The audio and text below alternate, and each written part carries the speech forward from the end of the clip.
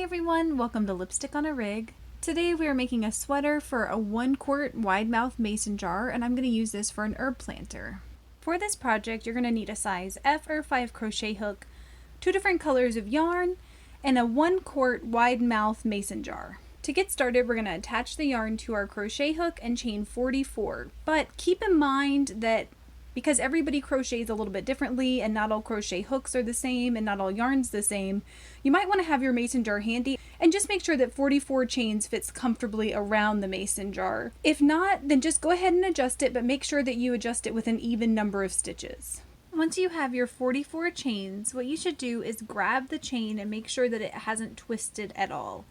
And then you're going to want to bring your 2 tails together like this, and you're going to place a slip stitch in the back bump of your starting chain here. So not the V portion of the stitch, but the back bump area. And go ahead and chain 1. From here, go ahead and turn your work around, and we are actually going to flip our crochet hook around inside of the loop there. So from here, we're just going to place 1 single crochet in the back loop only of each stitch in our row. So once you get to the end of your row and you're back to your slip stitch, go ahead and make sure that you skip the slip stitch and then insert your hook into the next stitch and place 1 single crochet in the back loop only. And you just want to continue placing 1 single crochet in the back loop only of each stitch in this row. And you want to repeat that 3 times so that you have a total of 4 rows with single crochets in the back loop only. And when you get done with your 4 rows, it should look something like this. So I went ahead and I backed out of my last stitch in my last row here. And what I'm going to do is place a slip stitch in the back loop only of that stitch. But instead of yarning over with my current color, I'm going to yarn over with my new color of yarn like this. And then I'm just going to hold that tail secure and chain 2. From here, I'm just going to place 1 double crochet in the back loop only of the stitch directly behind my chain 2 stitch. So working backwards for that 1 stitch. From there, I'm going to skip the next stitch and I'm going to place a double crochet in the back loop only of the next stitch. Then I'm going to place a double crochet in the back loop only of the skipped stitch from before. And then I'm just going to repeat that pattern of skipping a stitch, placing a double crochet in the back loop only, and then going back to the skip stitch and placing a double crochet in the back loop only there. So go ahead and repeat that for the rest of your row.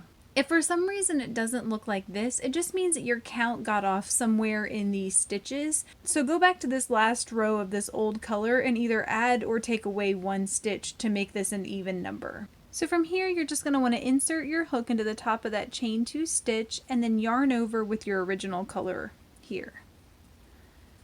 Pull through for a slip stitch. And then you just want to chain 1 and place 1 single crochet in each stitch in your row.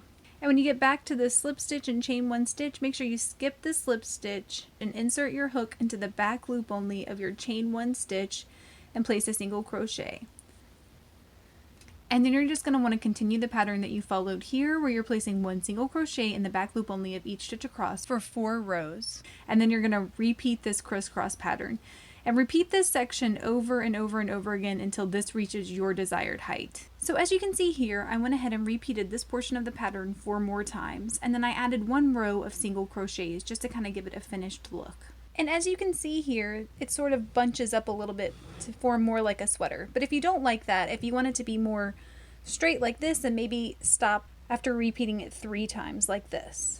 So to finish off this project, what you're going to want to do is go ahead and place your row of single crochets like this, and then you're just going to place a slip stitch into that chain 1 stitch. Tie off your yarn and tuck your tails. I went ahead and turned my project inside out because all I want to do is tie together these tails from where I changed my color of yarn. And when you get done, it should look something like this. I found that after a few times of pulling the sweater off and putting it back on, that this rim up here was getting really loose, and I was a little bit afraid that dirt might accumulate there once I put my plant in. So what I did was I just crocheted a chain of about 50, and then I weaved it in and out of the gaps that were created by our crisscross stitch here.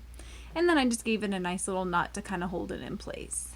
Don't forget to add drainage if you're using soil for this planter, but if you're using this for hydroponics, then you're just going to want to make sure that you put maybe some aluminum foil or a dark cloth up underneath this so that light can't get in.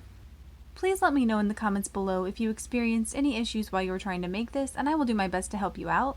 If this video helped you, please give it a thumbs up and consider subscribing to my channel, Lipstick on a Rig. Thank you so much for working with me, and I hope you have a wonderful, awesome day.